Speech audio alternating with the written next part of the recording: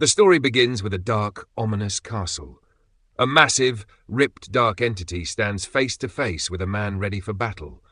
Our main character, Yura Natsuki, 20 years old, takes his fighting stance. The dark entity praises Natsuki for making it this far, but warns him that he, the demon god Zephos, is unlike any opponent Natsuki has faced before. But after all the self-glorifying talk, Natsuki one-shots him. Zephos screams in pain as his body is split in half. With tears in his eyes, Natsuki begins to glow. He's finally free. He can return to Earth and escape the terrible world he was trapped in. The scene fades to black. We then see a peaceful view of Mukajima City. Natsuki opens his eyes. His childhood friend, Mihara Yuto, casually tells him that he's started dating the girl Natsuki once had a crush on, and just wanted to let him know to avoid any awkwardness. With tears in his eyes, Natsuki grabs Yuto's shoulders and says, "It's been a while," like someone greeting a long-lost friend. He congratulates Yuto and quickly leaves, saying he has something to take care of. Yuto stands there confused. We see Natsuki bursting with excitement as he walks through the city, taking in the familiar sights. He feels like an adult revisiting his childhood hometown. 6 years ago, Natsuki had been summoned to another world, but to be honest, that world was a nightmare.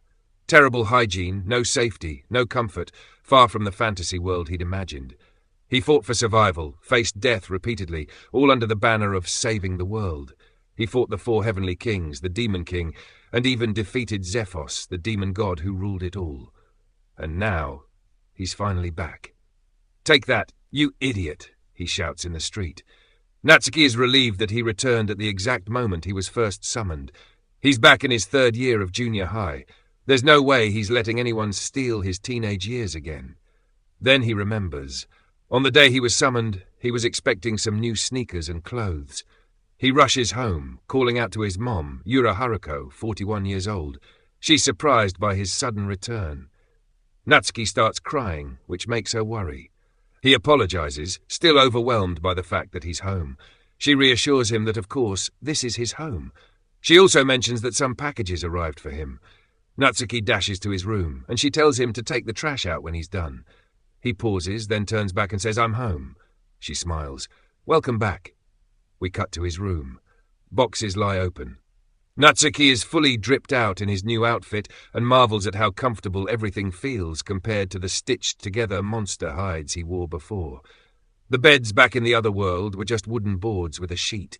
Summers were boiling, winters freezing, bugs everywhere, and no baths. He still can't believe he survived 6 years there.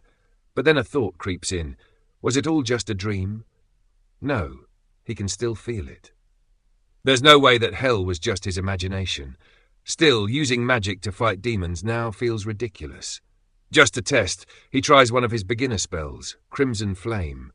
He immediately regrets it as a ball of fire shoots out and blows a hole in his ceiling. Natsuki panics and quickly uses a repair spell to fix it. His mom rushes in, alarmed by the noise. Natsuki nervously tells her it's nothing. He was just doing strength training and dropped something. She buys it and tells him dinner is ready. He cheers. Meanwhile, at the Minazuki family residence, a woman sitting in a magical circle suddenly reacts to a surge of power. She asks the 2 girls behind her if they felt it. One confirms it was overwhelming and terrifying. The woman says it's the strongest energy she's ever sensed. She suspects a high-ranking demon at the very least. They've fought many demons before, but there's no guarantee they can beat this one. She orders the 2 girls not to act, only observe. One of the girls affirms her mother's command. The next day, in class, Natsuki is playing a video game, enjoying the fact that fighting monsters is now just virtual. He thinks back to how horrible real battles were, the blood, the injuries, the exhaustion. School might be boring, but peaceful days are a blessing. He's determined to enjoy his youth and maybe even get a girlfriend.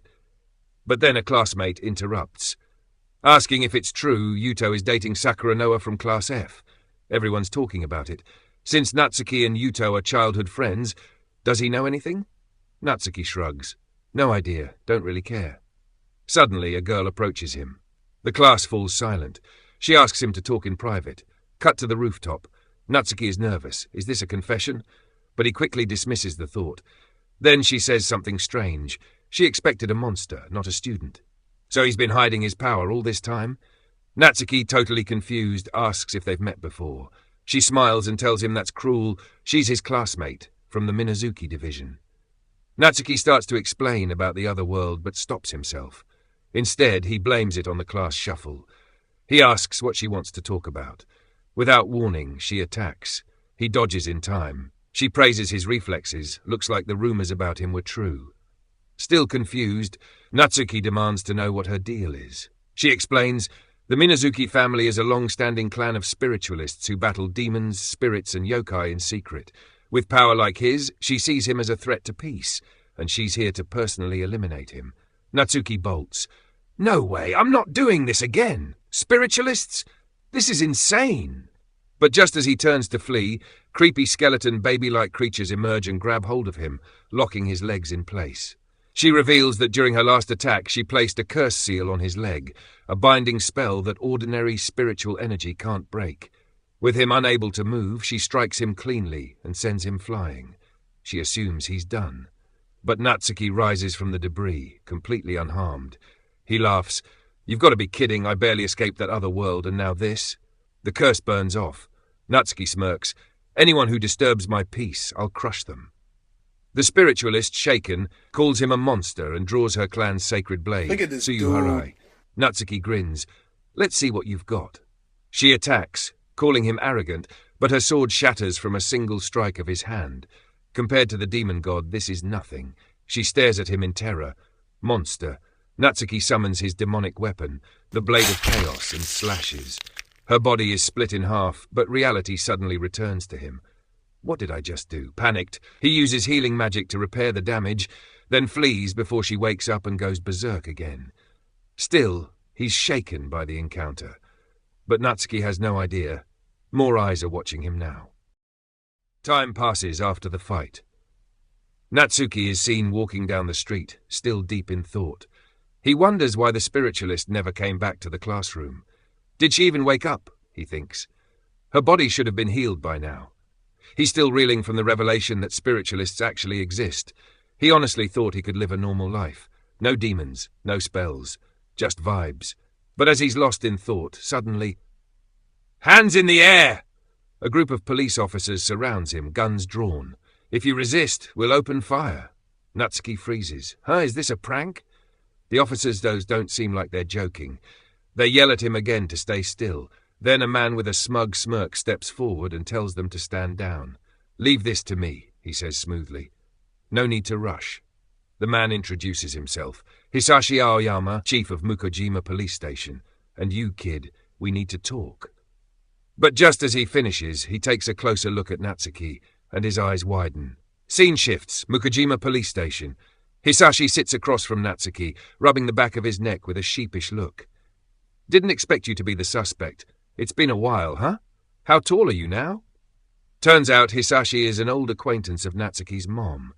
He's the classic neighbouring uncle type and apparently her old classmate. Natsuki doesn't know many details beyond that. Suddenly a loud clunk breaks the awkward air.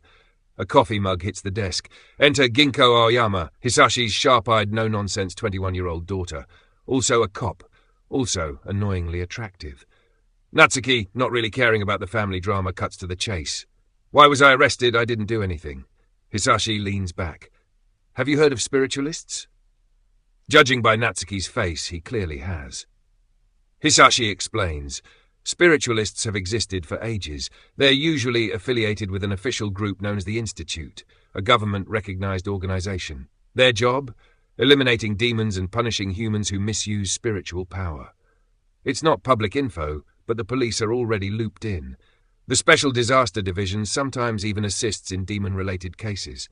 Recently, they received a tip a powerful demon had appeared.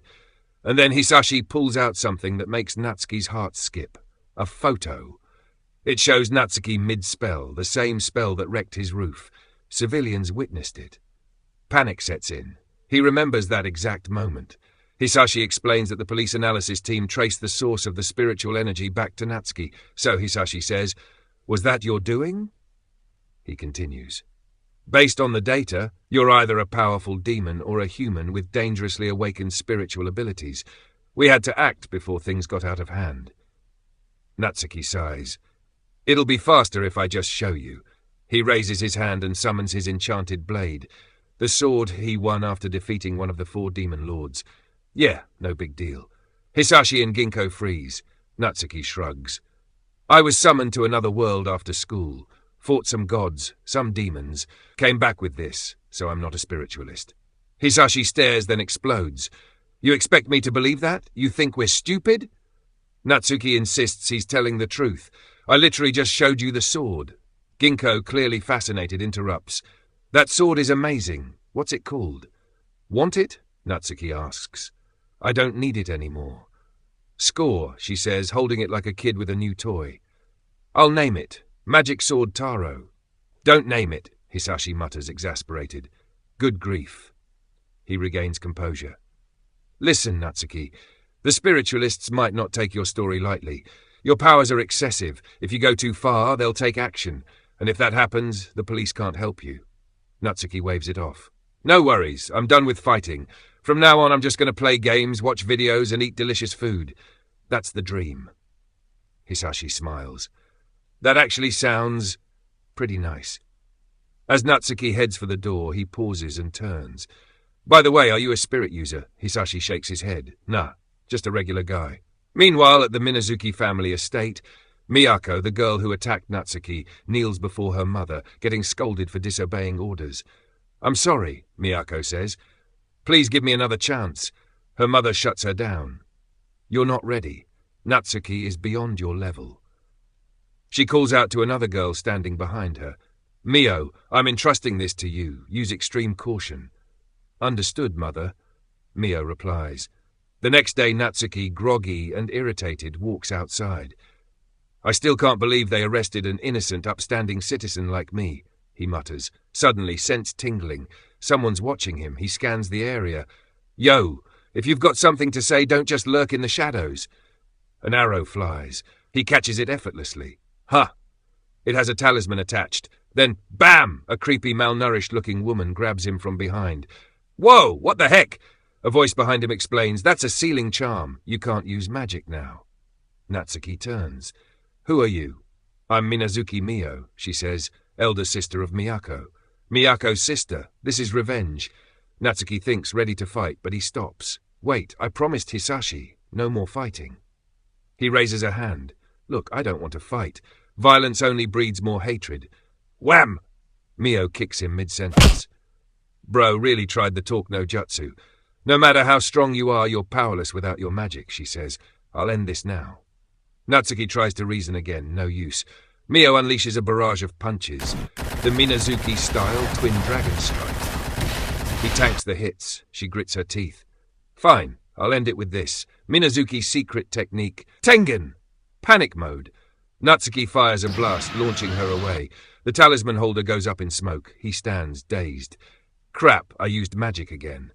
Mio, now half naked and mildly impressed, sits up. Not bad, you broke the seal. Are you okay? He asks, embarrassed. Also, your clothes? I'm fine, but more importantly, she pauses, looks him in the eye. I have a request.